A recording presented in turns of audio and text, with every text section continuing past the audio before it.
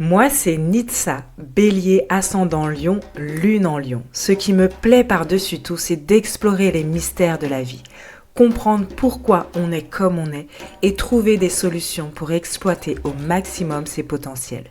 Ma maison 8 dominante me pousse à explorer ce qui est caché, à sortir de l'ombre les tabous, les mettre en lumière pour se transformer, se renouveler jusqu'à être parfaitement authentique.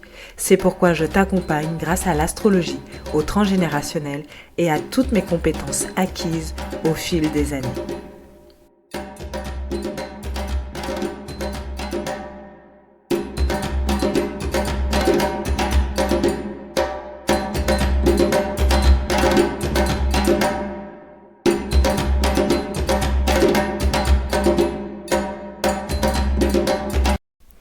Jour numéro 22 de 24 jours pour s'aimer. Vraiment, on est proche de la fin.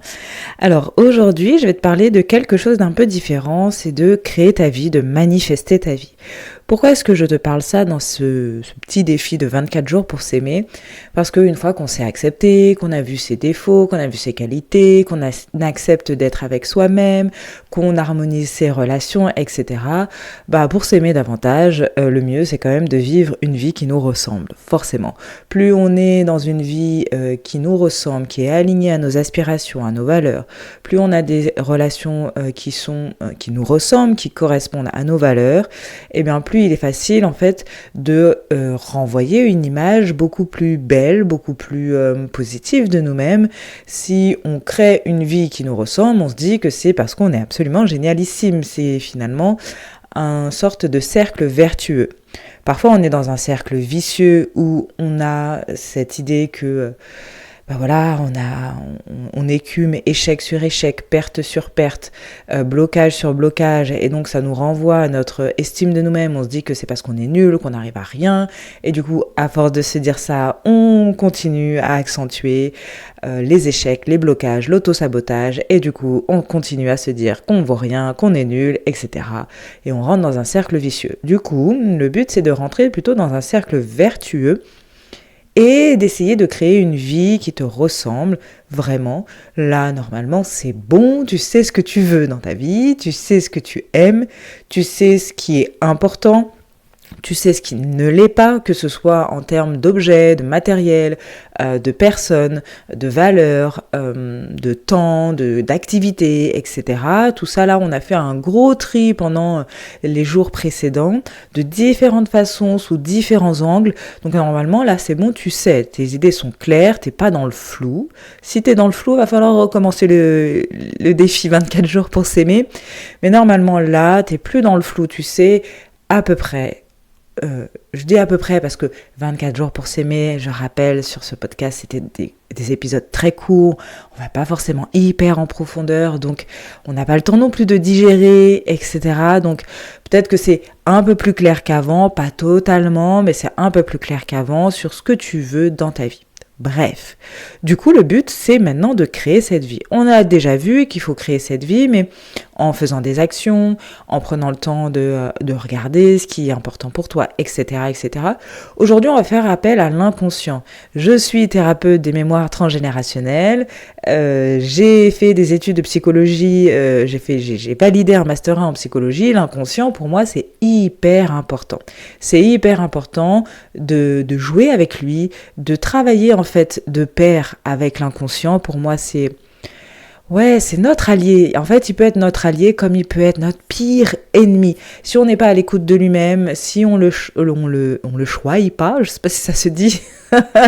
En tout cas, on lui apporte pas de l'attention et justement de l'amour, qu'on fait pas en sorte que notre inconscient soit plus sain, il peut être notre pire ennemi. Mais il peut être notre super allié également. L'inconscient, du coup, on peut y accéder, on peut mettre des petites choses dans notre inconscient en manifestant.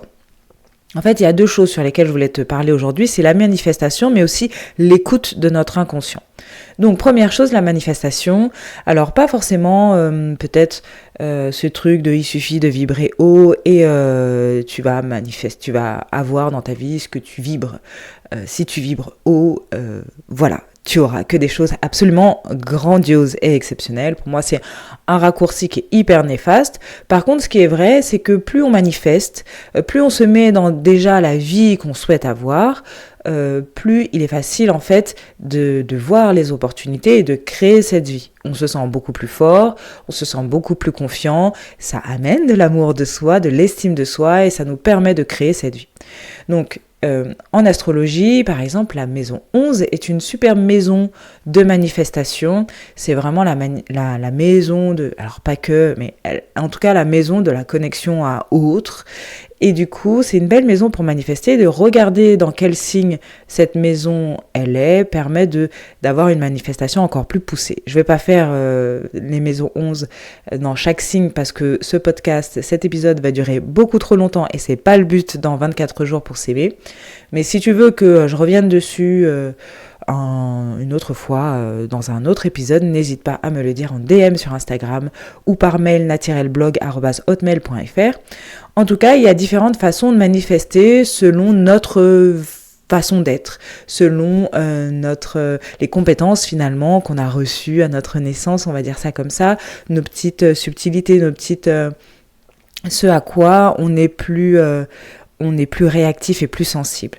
Par exemple, tu peux manifester en sélectionnant des musiques qui correspondent à ton objectif. Par exemple, moi j'ai la maison 11 en Gémeaux, manifester avec les mots, la musique, parler, entendre toujours les mêmes choses, c'est hyper efficace chez moi.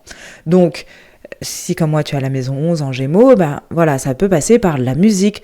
Si j'ai envie de trouver l'amour, je vais mettre que des chansons où on parle d'amour, mais un amour sain, pas ouais fuck me, il m'a trompé, il m'a quitté ou je ne sais quoi.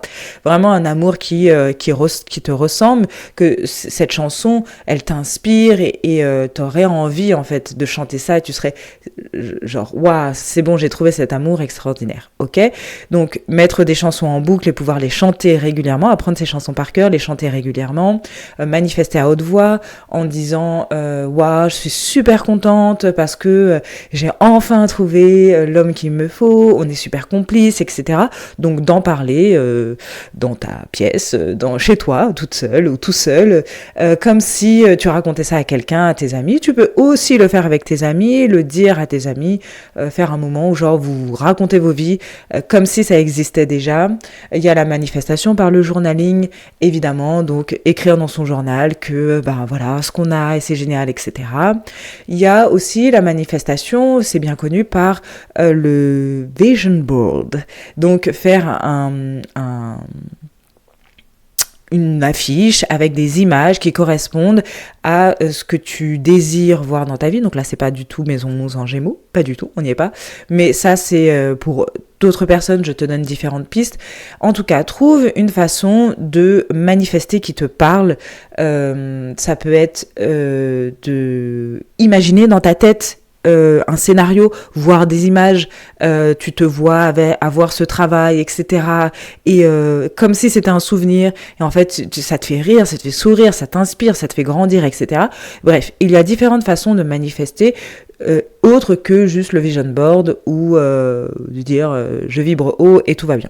Ensuite, se connecter à l'inconscient et en apprendre davantage de l'inconscient, et pour moi ça va de pair avec la manifestation. C'est-à-dire que justement tous ces moments où tu manifestes, tu peux aussi en apprendre davantage sur ton inconscient qui va t'aider à trouver des pistes sur ce qui te reste à faire, sur tes petites avancées, sur tes blocages, sur tes peurs, etc. Parce que il y a des peurs qui sont enfouies au fond de toi et que t'as pas accès comme ça, de façon globale dans ta vie, parce que tu te mets plein de masques. C'est normal, ton mental met plein de choses par-dessus pour éviter que justement t'aies trop peur et que tu continues à vivre normalement. Donc l'accès à l'inconscient, ça peut être par les rêves, juste avant de t'endormir, poser une question, savoir pourquoi est-ce que tu n'arrives pas à faire ça, et essayer de te souvenir de ton rêve, de prendre des notes sur ton rêve et essayer d'interpréter ton rêve. Pas forcément avec le truc très basique, interprétation des rêves, mais comment toi ça te parle, comment toi instinctivement tu peux interpréter ce rêve. Il y a aussi les rêves éveillés, la psychothérapie des rêves éveillés. Il y a aussi l'écriture intuitive qui est assez forte, je trouve, pour j'ai ce problème et je me laisse écrire tout ce qui vient. Des fois, il y a des choses très intéressantes qui ressortent de là. Appeler tes guides, tes ancêtres guides. Je suis thérapeute en transgénérationnel, donc forcément pour moi, les ancêtres, ils sont là aussi pour nous aider. Selon aussi, voilà. En tout cas, il y a cette connexion avec l'inconscient qui va t'aider à comprendre ce qui te bloque, et 2, manifester davantage, créer une vie qui te ressemble. D'ailleurs, en janvier, normalement, il y aura une interview de justement une psychothérapeute qui utilise les rêves éveillés, et je l'ai interviewée. Ça va être c'est hyper intéressant, j'ai déjà interviewé, mais j'ai hâte que tu écoutes ça. En attendant, fais les deux, essaye donc de manifester et d'écouter ton inconscient de différentes méthodes. Donc, ton travail, ton exercice aujourd'hui, c'est de savoir qu'est-ce qui te parle le plus dans la manifestation. Écouter des musiques, écrire régulièrement, parler à des amis comme si ta vie avait déjà changé, regarder des images, te préparer aussi, par exemple pour les entrepreneurs qui n'ont pas assez de clients, c'est ok, une fois, ça paraît vraiment bizarre, mais c'est pas grave, une fois par jour, pendant 10 minutes, tu fais comme si tu avais ton client, tu te prépares, tu te mets devant ton PC, etc. etc. Bref. Vois ce qui te parle le plus en termes de manifestation et sois à l'écoute de ton inconscient. Tout ça, ça va augmenter ta confiance en toi, t'aimer davantage et tu vas rentrer dans un cercle vertueux. Je te dis à demain!